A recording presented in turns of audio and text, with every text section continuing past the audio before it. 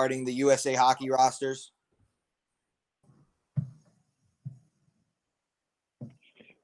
Hey, Justin, and I guess I can't really see if anyone's nodding their head or what, but coaches, I know that was very, very simple. What we really want to do is make sure, number one, everyone knows the importance of us getting the visiting teams USA Hockey rosters. The timeline we want those Wednesday before you play, and who to get them to. So all that information should be on that memo. And it's just important that we get that information in a timely manner to Caitlin. It's a tough duty, and they've done a nice job down there keeping all that straight. So the help from the coaches and our manager, who's ever doing the scheduling, is going to be very important for us going forward. And then I just want to quickly address too, kind of what happens if someone amongst your team tests positive for COVID, because it's going to happen. At the end of the day, we have to follow the Butler County Health Department. So when we get contacted by them, that's when we are supposed to send information out, like for me, to the facility. But when I talk to people, if you're asked to be in quarantine for 2 weeks, then that's pretty simple, right? You have to be in quarantine for 2 weeks. So just want to make sure everyone, just that someone says that to you, it's, hey, here's what we're supposed to do. And if that needs to go further, it needs to go further. But again, we will take our cues from the Butler County Health Department. And so if someone does these, we got to make sure we communicate that to our doctors and get advice from the doctors on who to contact. So it happened once during our preseason clinic, and I drafted an email and sent that out to everybody as it came from the health department to send that out. So again, open for some questions if you guys have them. It's I don't know if there's any black and white with this, but I'm certainly willing to talk through situations if people have them. I don't know if this is the right time to do that, but certainly reach out to Justin, Mike, myself. Well, as Mike is saying, sounds like you're on the way to be back. So, yeah, just communication with this and know that we follow what the health department says.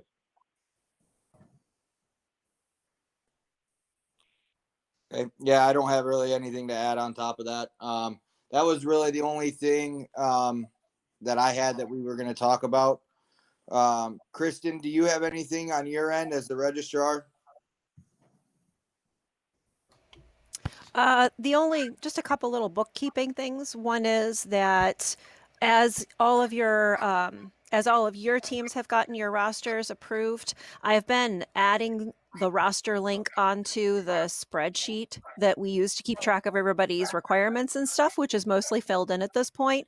But that way, anyone who needs administrative access to a roster will also be able to access it from there. And also keep in mind that as any changes get made to your roster, if for some reason you have to make a change, or if someone's credentials update or something along those lines, just remember that link will always take you to whatever the most current roster is. So you don't need to get any new information from me when that happens. I had only, and then a while back, when I talked to the team managers, and I know a lot of coaches were there at the team manager meeting as well, I had thrown out there that if somebody really needed a team book put together for them, I would be happy to do that. But most people indicated they were going to do that on their own. And I've only heard from 2 teams that needed something from me in that regard. So all the other teams, I'm assuming, are handling it with the information that I sent out. So if that's changed or somebody needs something from me, let me know. I know that Justin's been copying me on lots of ice time changes. So although I'm aware of them, I'm not administering any of those changes on the website. So if you guys need to make a change or if a change needs to be made on your schedule on the website, and you all are individually responsible for that as your team or your team manager or whoever is taking care of that on your end, if somebody needs help with something, let me know. If it's something specific that your team can't handle because it involves another team and maybe switching something, and you can't administratively figure out how to do that, let me know and I can help you out. But otherwise, I'm assuming that each team is handling their own schedule changes in-house. And then speaking of house, this would apply then obviously to our 10B or 10UB team, that I have the house league schedule now and I'm going to upload it. I just haven't gotten to it yet this weekend, but I will do that.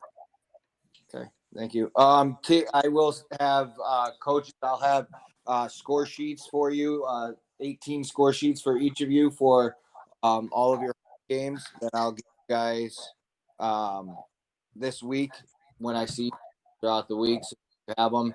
Give them to your team manager. You can keep them. Whoever is going to be taking care of those, so that you guys have. Matt, Nordy, go ahead and take it away. Okay, it's my pleasure and privilege to introduce to you Scott Paluch. Wealth of knowledge, has played and coached at very high levels. He plays a defenseman. He was a defenseman, played at Bowling Green from 1984 through 88. His senior year, he was an All-American and All-CCHA. In 1986, played on the U.S. national junior team that won a bronze medal. And in 1984, was drafted in the 5th round by the St. Louis Blues. Played 2 years of professional hockey with the Peoria Rivermen in the IHL. And then got into coaching, was the assistant coach at Bowling Green for 2 years from 91 through 93. And then became the associate head coach at Boston College with Jerry York, who's the Hall of Fame coach from 94 to 2001. And then was named the head coach of Bowling Green from 2002, 2008 for 7 years. And then after that, joined the ranks of USA Hockey in 2009. Scott is the regional manager in charge of the ADM for both the Mid-Am district, which is the one we belong to, and also the Southeast district. So he has a lot on his plate, but we are very, very happy to have him with us tonight and very much appreciate him spending some time with us. So without further ado, I'll turn it over to Scott. And again, thank you for joining us tonight. Well, Nordy, I really appreciate that. That's very kind words. Thank you.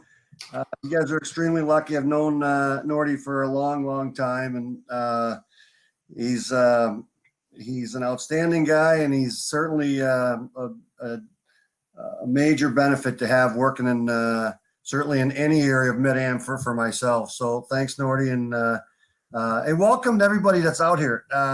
Justin, thanks for what you do. Kevin, everything as well. I want to thank real quickly. It's kind of interesting because here we were doing some housekeeping, and we're talking about COVID. And I guarantee a year from now, or a year ago at this time, if we were having this meeting, we probably would have been talking about something like that. And what everybody is doing, not just the coaches, but you heard the registrars, the managers.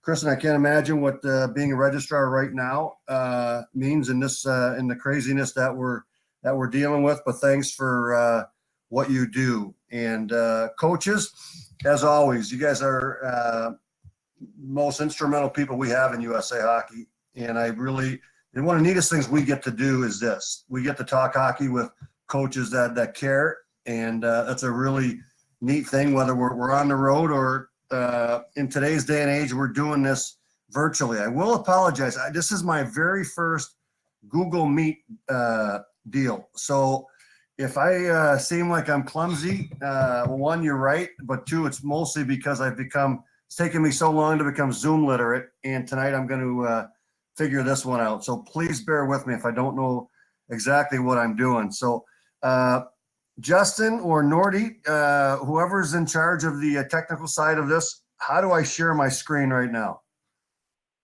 So there should be towards the bottom, like 3 dots or something there that it looks like a box with like an arrow in it. And if you can see that should let you share your screen. I got meeting details. Is that the one with the arrow? That's not the one. How about, hold on. Present now. Yeah. Oh. So okay. So there you go. Got it. You got the presentation up? Yep. Yeah, we're good. Oh, wonderful. Okay. Well, we'll see how wonderful it goes. But Once again, thanks everybody. And I just want to, I want to get into a mode here, and please, at any time, stop me. I'd love for this to be a discussion about coaching, and more importantly, kind of our roles as coaches on a development side, and take it a step further, our roles in development in today's game. Because as we all know, and I'm trying to look at some of the faces here and try to guess on some ages. We probably grew up, and some of us may have played in a different game, okay, and a game that was called differently. And our responsibility is to teach our young athletes for what they're currently in and what we believe is going to be the game moving forward. And certainly, I think if we all kind of take a step away, we kind of know we don't have a crystal ball, but we have a pretty good idea that the game's not going to slow down. And certainly from a mental side and a decision-making side, it's not going to slow down either.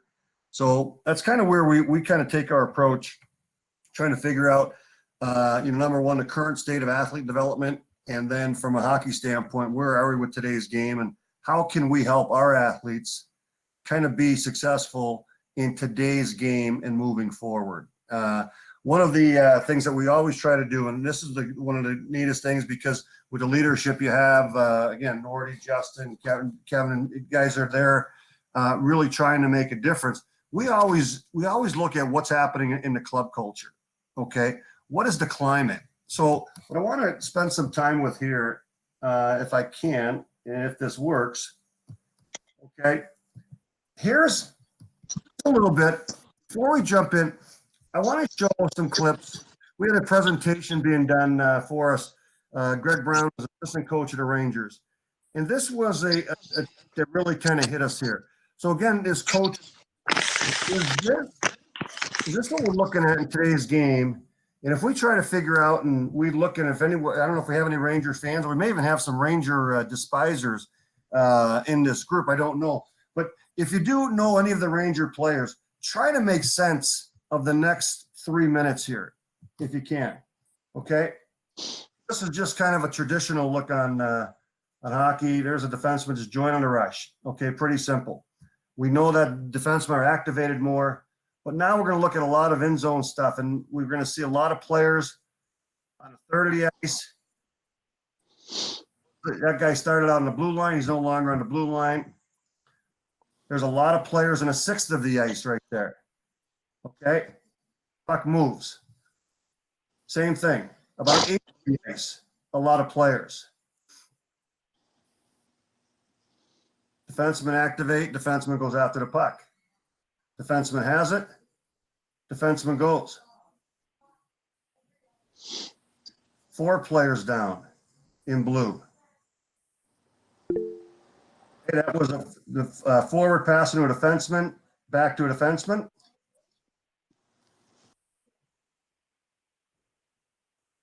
So if you can kind of get the gist of what we're looking at here, and it's kind of cool, well, we kind of see a little bit of where today is. And if you really don't know the numbers, the uniforms, who people are, you probably don't have any clue as to what position on the ice they started. And this is really where a lot of things are happening. And we're seeing defensemen, obviously, in high scoring roles now, in high levels of hockey, different activation roles, but really a major part of the offense. So much of it is because it's so hard to score goals with players collapsing as much as they do. You need all 5 players involved. And so I just want to make sure we understand as we move forward, we're looking at a different type of game than maybe the one that we saw, or we're told some of the things that were happening years ago that we have to do. Okay. It helps when you have Panarin out there doing really much kind of everything he wants. So that's kind of a look at today's game. All right. So now your program, and I always say your because every coach is invested in the program. All right.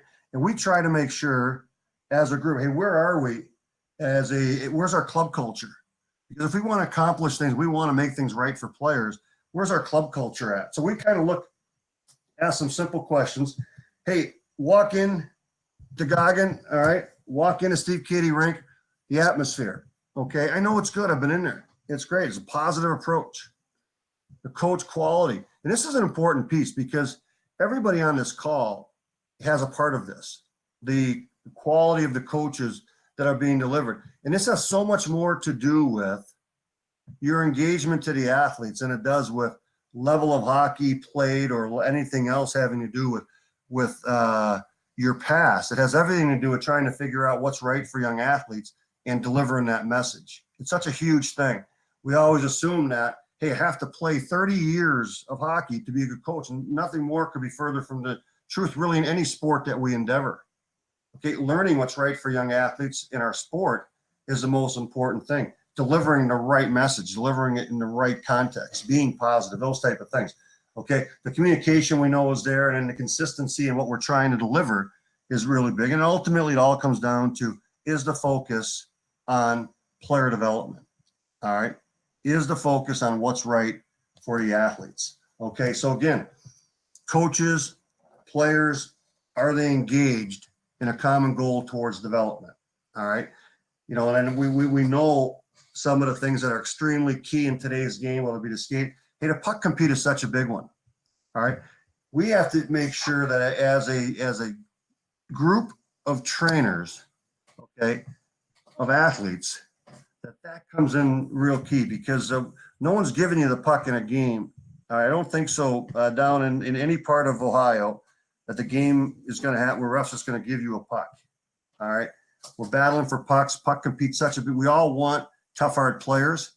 Is puck compete a big part of our training? And then the next part of it, the decision making, is so critical. And players being able to make decisions on their own in a game, finding open areas, getting away from areas that are no good. And if we start getting into pigeonholing athletes into an area of the ice that they're supposed to be at, and we look and say, oh my goodness, the puck's over there, that's not a good area. They have to be able to figure out quickly where to go, where not to go, and ultimately combine that with the skills they have to make the right decisions out there. So those are all key parts of, hey, is that going on in the program? And we certainly know it is. And then kind of the key thing, we've asked this question a lot to our coaches. Try to remember back to when you were a young athlete. All right, are these the things? Okay, hey, what was great when you had? Hey, what was the age appropriate? I mean, when you were 10, were you treated like 10? Were you trained like 10, and not like an 18-year-old athlete or a pro athlete? Okay, and then at the end of the day, all outstanding programs and anyone that's going to have it's player centered. It's for the athlete. Every decision we make should be for the betterment of our players. Okay, not about things that are going to help benefit us as coaches or hockey leaders, adults. It's all about the betterment of the athletes. And when we become player centered in a program, man, we're starting to really nail it there. And then we get that great experience. They walk through, they walk in the rink, they walk out of the rink. They've had a great experience. And because they're doing the right things, we got that great, healthy balance of being successful and players developing and doing the right thing. So those are kind of the key things when we're, a little bit of a self-inflection or self-reflection as a program. Are these the things that we really focus on? And right in the middle there is probably the most thing. Are we player-centered? And I know down there you guys are with the leadership you have, caring about the athletes and making sure the players are at the forefront of the decisions being made. So I think it's so critical. I have this here and I threw up the, a lot of the science that we, as Nordy said, this is now for us year 11, okay, in terms of being in the athlete development side, the human performance side of USA Hockey. And we continue to learn. I want to just throw this up here, and I can throw, and I can get anybody the female slide of this. It really doesn't change much, but I wanted to just take a little bit of some of the science that we really want to make sure. And you see, for us, when we're picking out and we're making choices on training, 8U, 10U, 12U, you can kind of see some of the reasons why programming might change a little bit from where it was 20 years ago, because we've learned a lot more on what athletes are capable of taking in. And we look here, obviously, these the physical traits that we want to look at. Obviously, we want a stronger color as we go there. You see the blue color is pretty heavy there. Okay, 5 to 14 years old, 5 to 13 years old there, and our how we move, our agility, our speed. We're always going to be able to gain strength. We can always add explosion, as you can see there. But I think where we've known a lot on the physical side of this, I think we're learning more and more now. Okay, when we get into the gray area there, and it's hard to read, I understand it, but you see that perception, attention, memory, and how people learn cognitively, okay, from an athletic standpoint. If we go down right in that 4, 5, 6 range of what some of the sensitivities there, and you start looking at implicit spatial learning improvement, okay, expansion of knowledge, structure, and memory. And one of the things that we're constantly being told is we always want to take young athletes there, and you see anything really before 11 years old, it's hard for them to process that thing that we like to call positioning, okay? That spatial area, okay? What they can focus on pretty well, if we look there, hey, how they can perceive things around them, okay? I can't keep going straight because I'll bump into Coach Norton. I better turn the other way, okay? So we start to really figure things out here. Hey, spatial awareness, game awareness, young bingo. We don't need to get very complex in terms of where we're at from a positioning standpoint. It's not cognitively resonating with them. Okay, so we want to make sure that from a area of training and decisions being made in training, we want to make sure you see obviously the skills, and then those cognitive skills that deal more with spatial awareness. Okay, in terms of where I can see things, and then where I have to go. Much more important there. Now we like to combine this. I love this here talking about, hey, our favorite players in a sport. So we ask a lot of our college coaches that we spend a lot of time with, okay, our national team coaches, hey, who's excelling in today's game? Your players that are doing well at your level, a high level, what do they look like? What do they do well? What are some things you can kind of pick out? And the things that when we started doing it, say the hockey sense comes out a lot. It jumps to the forefront, all right, of players that you kind of see that are excelling in our game, the smartest players in our sport at a high level. And this one jumped out, and I've always loved this term the first time I heard it, the problem solvers, okay? Those on the ice, okay, that can take some chaos, of which our game has plenty of, and be able to sort things out and make the right decisions, okay? Or in a lot of cases, make the least dangerous decision, okay? And that might just be holding onto the puck, possessing the puck. And then you start to see all the physical traits there of our players. We know the game is fast, so we have to be working on our mode of transportation. The skill set. These top players are skilled, all right? The compete level, and then you have everything on the puck there, puck strength, puck protection, puck possession, all those things are key for us.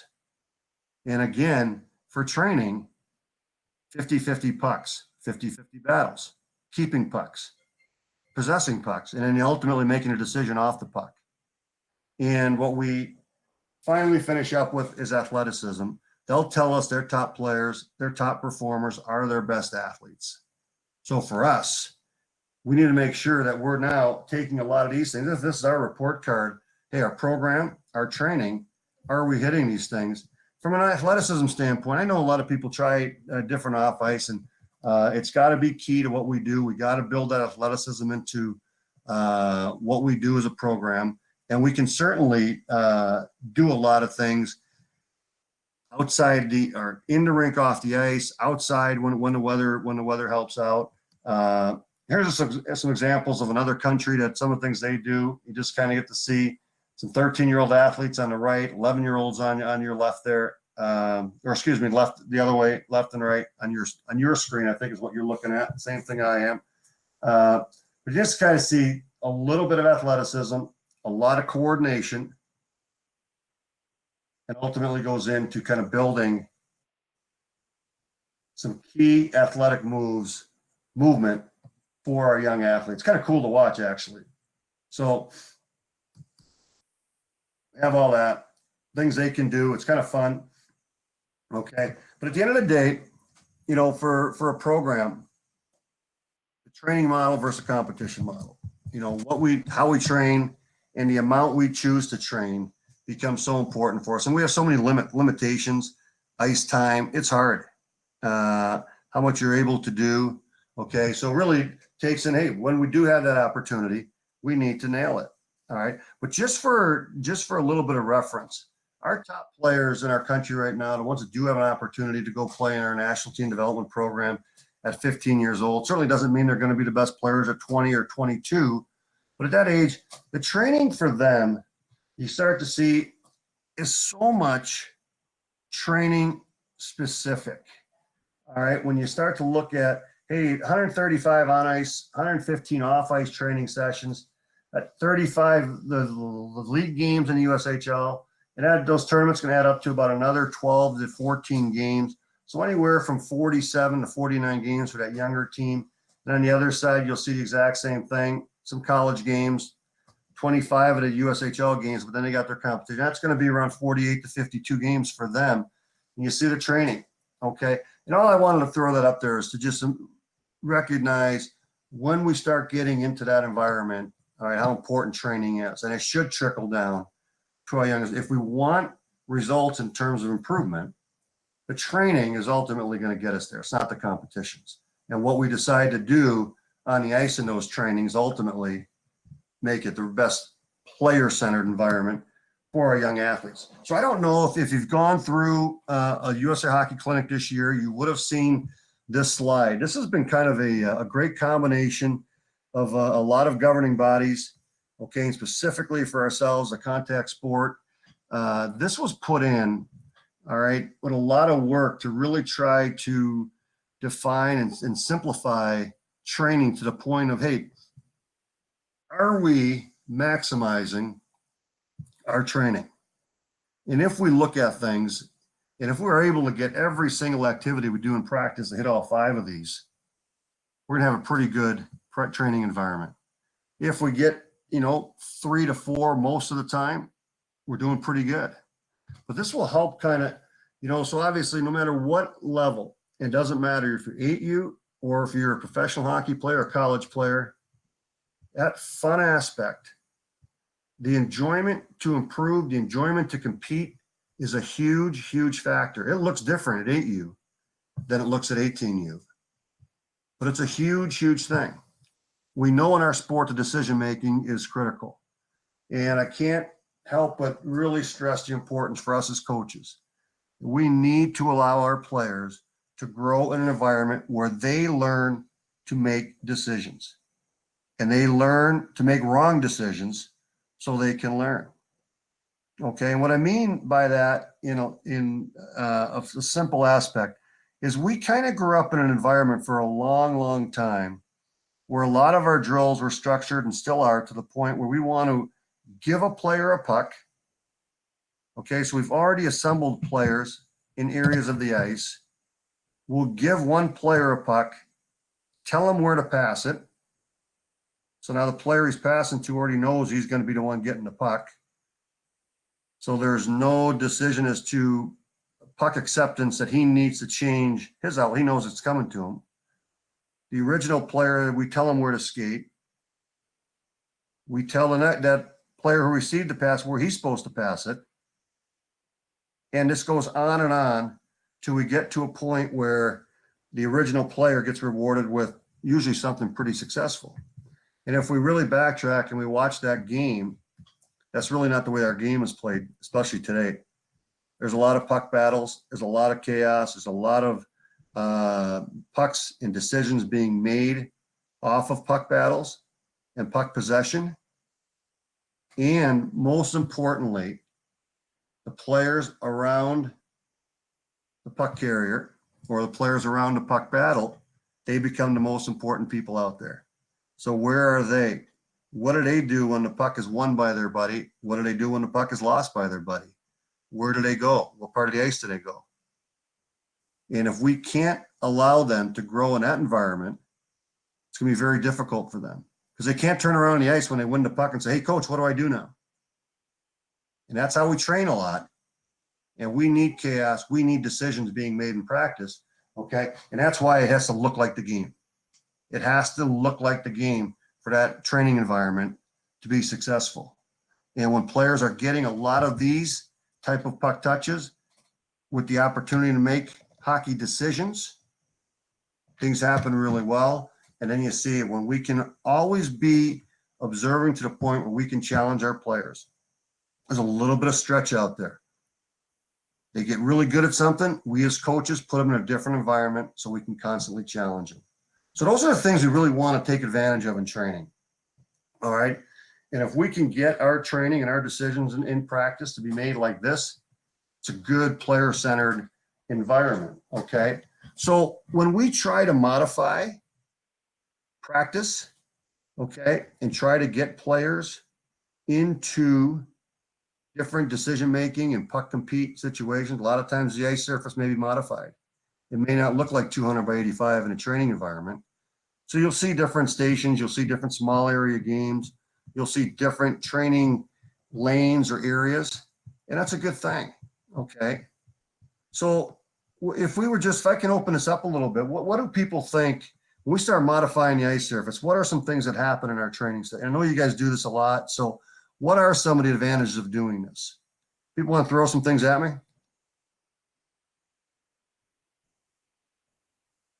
Anybody? I can call on some people if I do this right. How about, does anybody want to volunteer?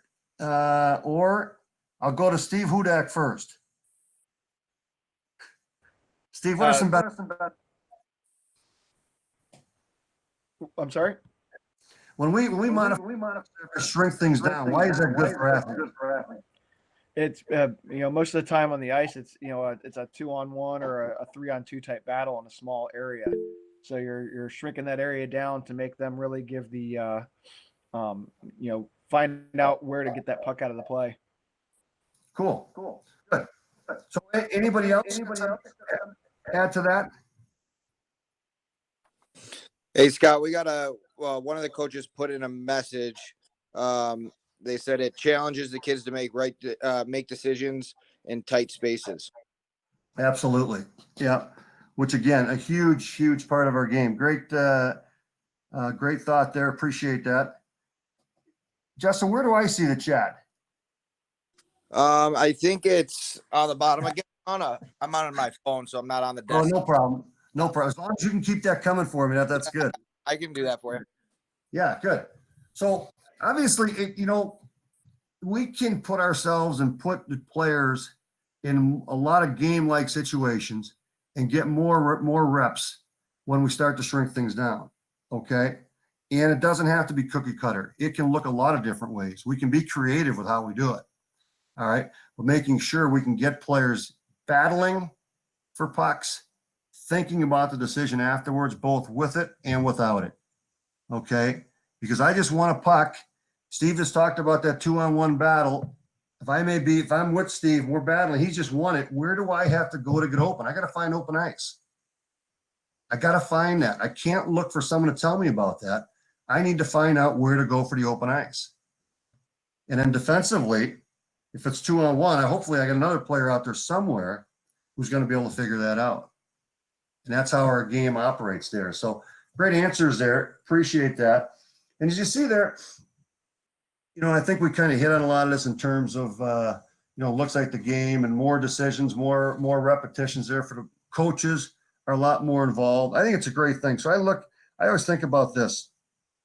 I love coaching all areas of hockey, but when I can get in tight and start teaching offensive concepts in a small area. All right, if I have 8 guys, 7 guys in 30 by 20, what a great way to start teaching open ice and finding open ice. I get to work with 6, 7, 8 players. Bam. Switch over defensive side, stick on puck. I can start teaching these things and really spend a lot of quality time. I'd love to be able, if I was a teacher, I'd love to be teaching to 8 students instead of 38. Okay. I'd love to be able to have that training environment, that teaching environment. So I think it's a really good thing. So if we can just reflect here a bit, these elements in the red, those look familiar? Steve, you're shaking your head there. What do they look like? We just go over that? Yeah, those are the five elements to good practice. Yeah, there they are. So we can really nail that. Okay, with just say some modification as to where we're putting players in that training environment. So if we take this exercise here and we just talked about it, here's some pro athletes, and I'm going to play this out. Look for those elements that we just discussed. Okay. So what's happening out here? Number one, is this fun? Do we Yeah. think? Oh, creates a game environment for them. Yeah. Great answer. What's happening offensively? Players are having to move, find open space, be creative, find lanes for the player to get to instead of just standing there calling for it, tapping a stick on the ice. Yeah, it's on your heels, tapping it. You know, hey, give me the puck. No, you got to move for it. You got to present yourself. How about defensively? Forces the defenseman to try to understand gaps in between the two and how to try to take away passing lanes. Forces them to have to stop and start, actually be able to read and anticipate. Yeah, that's great. Active stick in the lane. So I guess, you know, if we go a step further with this, obviously it's fun. It looked like the game, we said that. We had decision making. I would say it's challenging, and you got your puck touch. That one kind of nails it on all fronts here. So let's just go a step further here. Same thing. Let's look at this environment.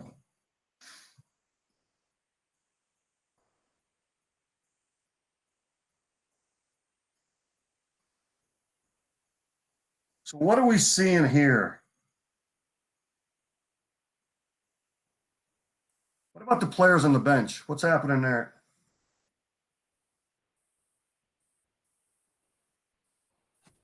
Nothing. Nothing? No involvement. No involvement. Okay, how about game like?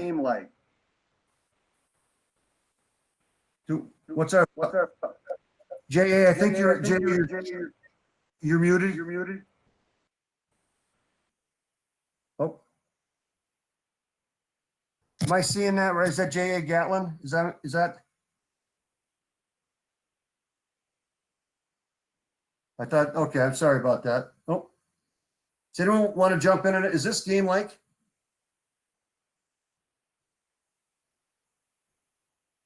What do we think? No, not at all. Why not, Nordy? No resistance, not really forced to make difficult decisions under pressure. Not game-like at all. Yeah, it's pretty. Nordy, you and I could still be wheeling around if we never had pressure right now. We could be pretty good deep here. I might have been a pretty good player. Yeah. But the game doesn't operate that way. And again, this is something that in a lot of areas we love the 5-on-0 mentality, because ultimately we'll create a pass. We'll be able to complete something, especially if we tell them where to pass it. But there's really no decision making to be made or decision to be made. And as Nordy just said, it's not game like because there is no resistance. And players don't get the opportunity to make those plays in the environment that they're going to have to make in the game. Okay, and then ultimately we also see there's not a lot of reps out there. I think one player, 3 players touched the puck over the course of 30 seconds. So obviously that one can make some changes here. Try to factor in everything that's going on here. This is difficult. There's 36 players on the ice. National camp in St. Cloud. There's going to be some interesting things here. So the first thing I would ask is, from a fun factor, what do we think for these players? Anyone want to say Thumbs up or thumbs down? How about that? Just thumbs up or thumbs down on fun. Looks pretty fun. Yeah. Okay. Touches, reps, where are we with that? They're getting significantly more touches because they're in smaller groups. Right. More reps to get through, and you're still only probably spending 5-6 minutes on a drill, but getting twice to 3 times as many reps or touches through. Yeah. I know it's hard to see. Where would you coaches go with game like on these? I know it jumps a bit, but what do we think?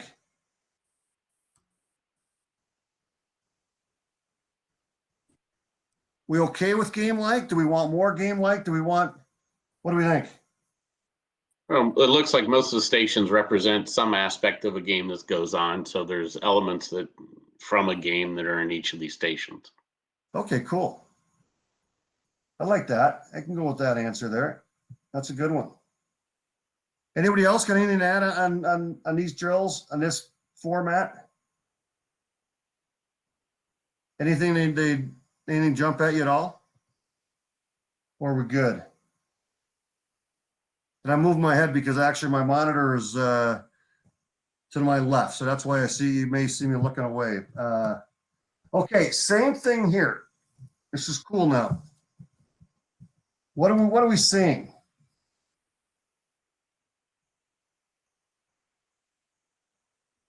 What is this? First off, fun is probably there, I would imagine, right? A lot more chaos. Okay, good chaos, bad chaos. I'd say better chaos. Pretty good chaos. Okay. Yeah, I like it. What about from a looks like the game? What do we think? The one thing I like about this is you simulate a player having to change directions, make split-second decisions with the puck on their stick, and forcing them to have to play with their head up, because you're working on their skating because they have to use their edges. They have to be able to transition from one direction to another to avoid another player, having to keep their head up. It simulates a lot of play that you see in an offensive zone and a defensive zone, and having to change direction quickly. And I think the biggest part is playing with their head up, and it's working on their skating, and they don't even realize they're working on their skating. Yeah, unbelievable answer. And ultimately, again, why are they changing directions? Because they have to, not because coach is telling them to keep their head up. Their head is up because if they don't keep their head up, what happens? I'm getting run over. You're getting run over. You just, you're in the bad, you just went into bad ice. So what they have to find is good ice, and they have to do it with a puck, and they have to do it at high speed.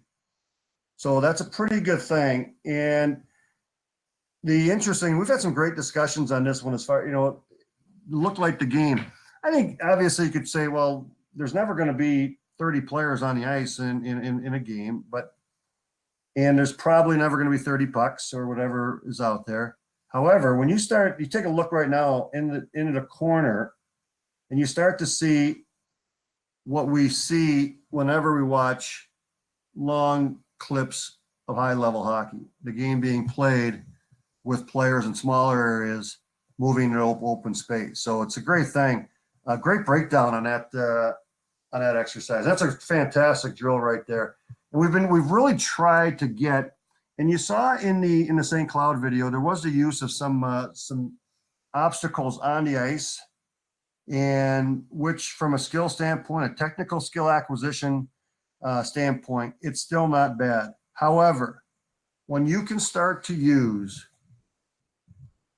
people and moving people in that environment to work on the agility skating and Justin just talked about, this now cognitively becomes much more realistic for our players in a hockey training setting than looking down against a cone or any training apparatus on the ice.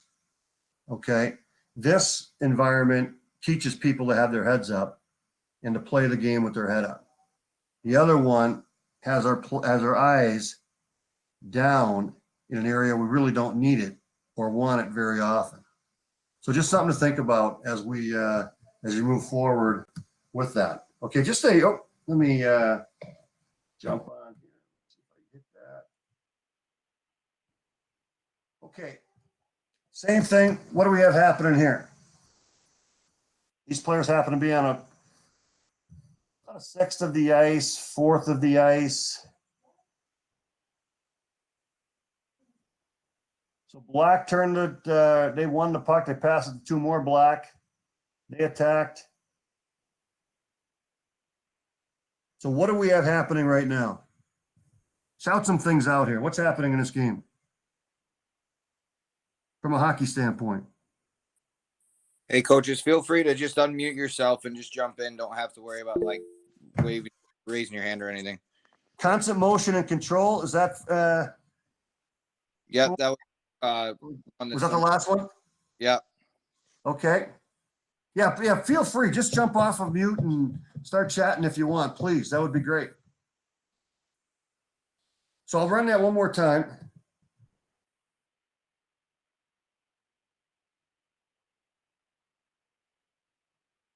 So what are you seeing from a hockey standpoint here? What's the obvious in terms of the numbers? Anyone?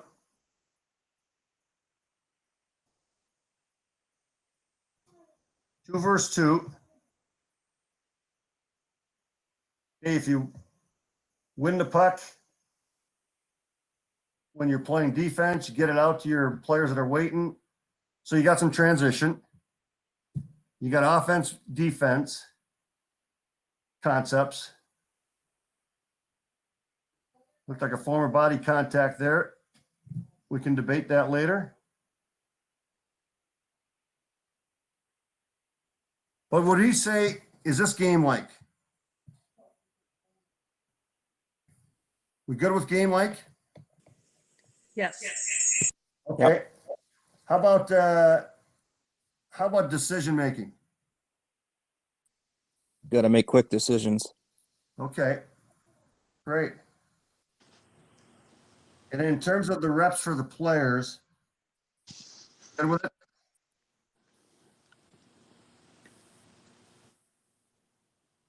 What is happening that's keeping this from being a great rep drill? Can anyone figure it out?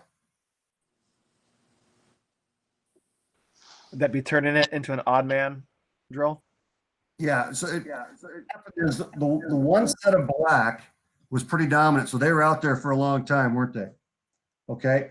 So that's something as coaches that we can place pucks, manipulate. We can put things, we can set up the parameters there and maybe watch what was happening because we had a little bit of a mismatch there, which kept some of the other players from going enough. All right. So maybe we need to take a look at that as coaches to change that rep or just what we said. Okay. That was brought up, add the player. So now if we go a step further, we'll add the transition player.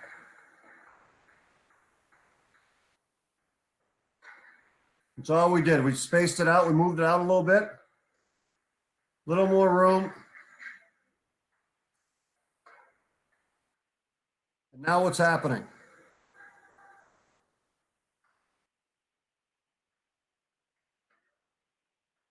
Did the game's pace change at all? Oh, Jay, I think you're on mute there. Did the pace of the drill pick up?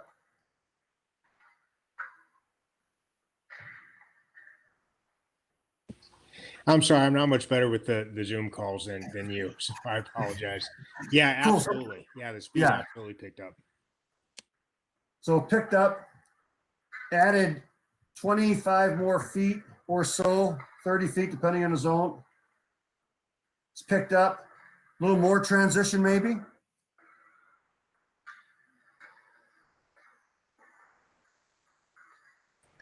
It's kind of simulating more of the breakout out of your zone into a neutral to the offensive zone.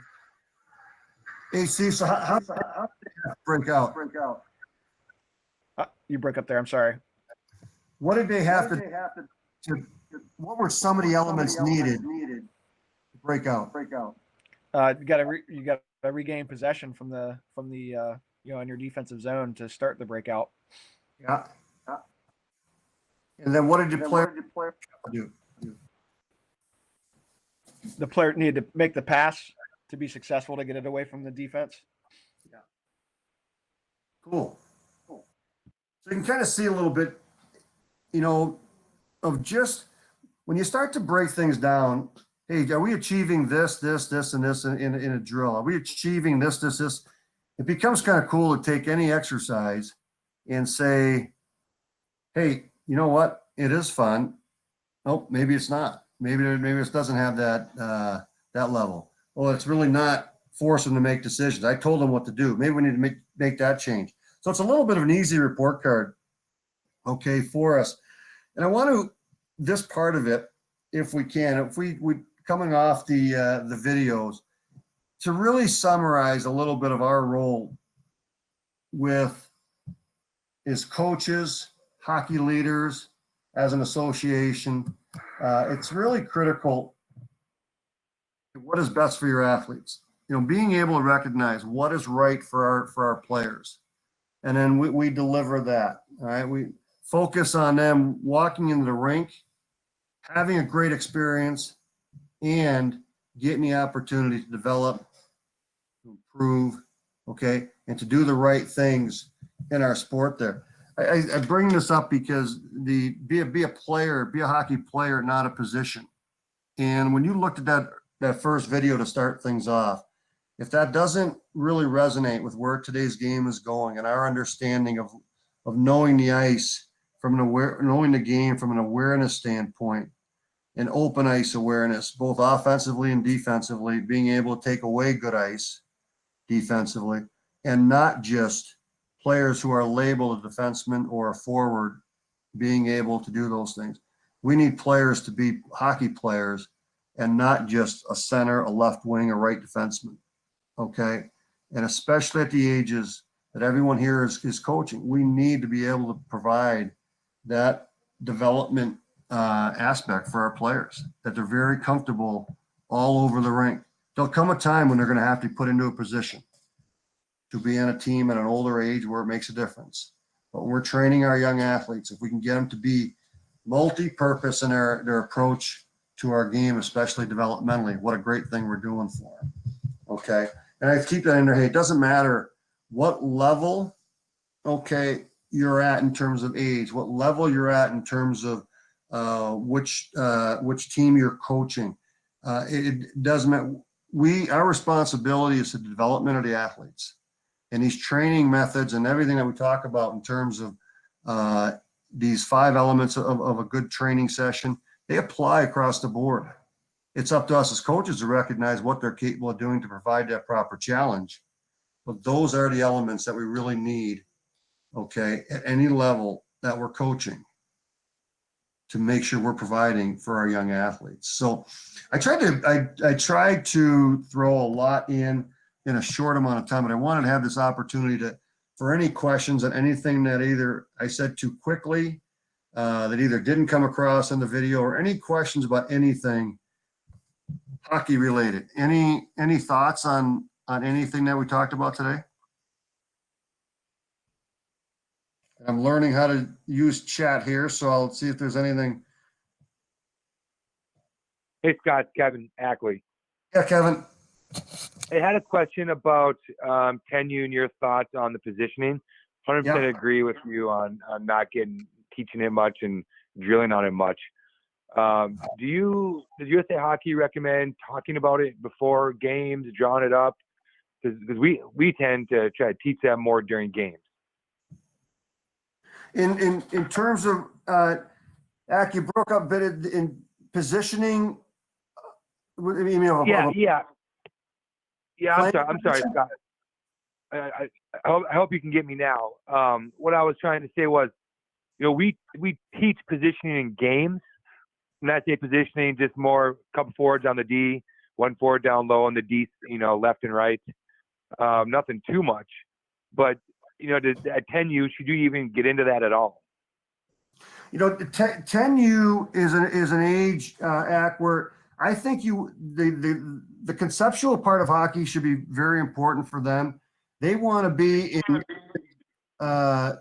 where the puck in relation to the puck. And what I mean by that is making sure when a teammate has the puck, players are getting open. Okay. And what we want to stay away from is having players go into bad areas just because they're thinking of an area of the ice where we want players to be able to make themselves available. All right. From an offensive standpoint, not even in any area of the ice. So even defensively, when we regain the puck in the defensive zone, because it took a good angle or whatever, one player may come up with that puck. We want to make sure 2 or 3 of the other players are in areas to then receive that puck. Okay. Because of open ice. Defensively, and I heard you say, obviously, so let me see if I can, and Nick, I apologize for the long-winded answer, but if we can start to think things, and I didn't put the slide in here, but as coaches, and I love the 10U start for this in terms of, there's really 4 roles that our players are going to be in. They're offense with the puck, offense without the puck. They're defending the puck carrier, or they're defending away from the puck carrier. So I think if you start to think of, hey, if Nordy's defending Steve, okay, and I'm on Nordy's team, where is my best area that I need to go in relationship to that battle and relationship to where the danger of the ice is, which is by the net. Okay. So where can I go to be in the best possible area? And the only thing I would say, Ak, is when you start getting players into a defined area, the puck may change that area. Does that make any sense? No, it does. It does. Yeah. And kind of, and how you explain it is how we explain it. Yeah. Be in this area because it's the open ice, and just naturally that's going to put them in their position. Yeah, and it's a huge. And then the one thing I would also say for all, whether the 8Us, 10Us, 12Us, anytime we can start to be teaching angling, okay? So angling and stick on puck really goes a long way to adding hockey sense, hockey awareness into a player. When somebody can take a proper angle and shrink the ice in half or shrink the ice in a third and take away good ice, they automatically become a better player. So anytime you can add concepts of angling into your training, you can do wonders for the kids. Great question, Ak. Thank you very much. Good answer. Anybody else? And Scott, I think the other thing too that we try to impress upon our players, even at the 8U level in the house league, is body contact. Yeah. Making sure that when they go in to make an angle, make contact with that player. Not a body check, but making contact just to get them ready for as they move to that 14U level, so that they're used to doing that. Hey, Nordy, it's a great point, and I think it comes up a lot in the coaching clinics when we go over body contact and body checking. 8U, I mean, that's the age where we want people to start getting comfortable with body contact. And I think the more, obviously being in smaller areas, you're going to automatically have an element of body contact. You can teach it on the ice, you can teach it off the ice. There's off-ice training for body contact on our website, great drills you can do to get people comfortable. But when you can constantly get 2 players going for the puck in good position, great balance, they're ready for contact acceptance. Any contact that occurs, that's legal contact, that's body contact, that's 12 and under at all levels. That's proper hockey. Okay, when they go off their angle and outwardly or overtly extend arms to make contact, that's a check, and that's something for later. But anytime you're going for a puck, we run out of space. JA and I are going for the puck. we're going to eventually, we're either going to hit the wall, we're going to hit each other. We're just going for, that's what we're looking for in our players. And when we can get our boys and girls to be comfortable with that contact, and the younger they can do that, man, it's going to really help them become comfortable in our game.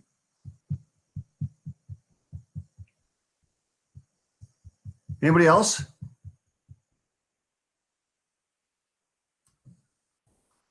Okay, I think, we've reached our hour and a little bit more. I want to once again thank Scott for joining us this evening. I want to thank all our coaches for taking time out of your schedule to join us tonight.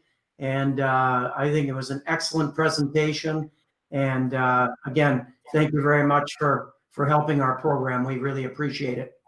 Well, Nordy, thanks for having me, and coaches, thanks for everything you do for the players. That's you guys run a good show down there, so keep it going, and feel free. I got the information on the screen, but if you can always get it from Nordy or Justin. If you guys need to contact me about anything, or you want these videos, we can get these out to you as well. If you think anything in this presentation is helpful. It's certainly better in your guys' hands when you're helping with the players. So thanks for everything you do, and thanks for having me. Yeah, hey, Scott, thanks. Is it possible to get a copy of this presentation, actually? Because I would like to see those videos as they are. So that would be great. Yeah. So what I'll do is I can WeTransfer this either to Nordy or Justin would be the easiest thing, and you guys can then distribute as you see fit. If that's okay, is that the easiest thing? Yeah, that works. You can send it to me, and I can get it out to the coaches. Perfect. Yeah. Plus, don't forget, Kristen had this video tape too, right? So I think that should be accessible. Oh, that's right. Yeah, forgot about that. Yeah. Yes. So I think it'll be available on our website when Kristen posts it. Cool. Hey, everybody, thanks a lot. I appreciate it. Thanks again, Scott. Yeah, thanks, Nordy. Justin, thank you. Thank you. Yeah. Thank you. See you guys. Thanks, Scott. Hey, Mike or Justin, I wanted to ask a kind of a dumb, non-hockey related question. Are you guys seeing 2 J.A. Gatlins on your screen? I did earlier. Yeah, I did too. Hey, so I guess, he's calling on me, and I'm not used to answering the J.A. Gatlin. I know that with like the USA Hockey certification clinics and stuff like that, you could edit your name. Is there a way we can set that up so that I can change my name to Pete and she can change her name to Julie? So I think there's a way to do it. I haven't gone in because ours is like that because this is through our Miami stuff. So not sure if there's a way. I'm sure there is a way to go in and edit it by clicking around on the bottom stuff, but I'm not 100% sure. Okay, I just feel bad because I guess he was calling on me. I'm just sitting here, yeah, at the screen. I think it might be based upon the name that you have associated with the email account that you used to access the Meet. And that's why it auto-populates and you don't have an opportunity to type that name in when you join the Meet. So is the email address that you were invited to this Meet through, is it happen to be a Gmail account, first of all? Oh, he just joined back in. Yeah, that's okay. So is he still there? Yeah. I missed Yeah, it. sorry. No, that's no worries. No worries. Oh, and actually my camera might even be off. I turned everything off while that whole thing was going on, and I have my little camera blocker thingy going. Okay. Yeah. So is this a Google account that you accessed this Meet through? Yes, it is. And Julie and I share one. We share a Google account. Okay. So what that is that's the way your Google account is set up. Like when you send emails through that account, that's the name that shows up on the screen. So if you really wanted that name to be different, you can go into your Google account settings and change the name associated with that account. So when you are logged into your browser, let's say, for example, you're in Chrome. Do you typically use Chrome as your browser? You don't know No, what browser Safari. you're in. You're in Safari. Ah, you're in. Okay. So that's fine. That's fine. It's just easier for me to describe if you're in Chrome, but you're on an Apple device. So you're in Safari. And so instead, when your browser, so I'm not 100% sure on how this works with Mac browsers, but you should be able to go to your Google account and change some Google account settings, and you can change what name appears. So, like I think you can go to accounts.google.com, but that will only work if you are only logged into your browser through one Google account, which I don't know if you only have one account in your household that you typically use. Is that true? You don't know. I know you have those big deer in headlights kind of eyeballs, and that's whatever okay. There's a bunch of them at our house. I'll have to mess around with it. Okay, but do you understand what I'm saying though? Yeah, okay. I think that's why. That's the name that's associated with the account. So if you change that name, it'll show up differently when you join the meet. All right, sorry for taking up everyone's time. No worries. You're There's good. been a lot of this everybody figuring stuff out kind of year. Yeah, when it comes to the technical part, don't be asking me anything. Talk to Kristen. I don't have all the answers. Everybody to Kristen and Justin. Yeah. Because I'm not the guy to come to for technical issues. Well, that's true, Nordy, but we love you anyway. Well, try.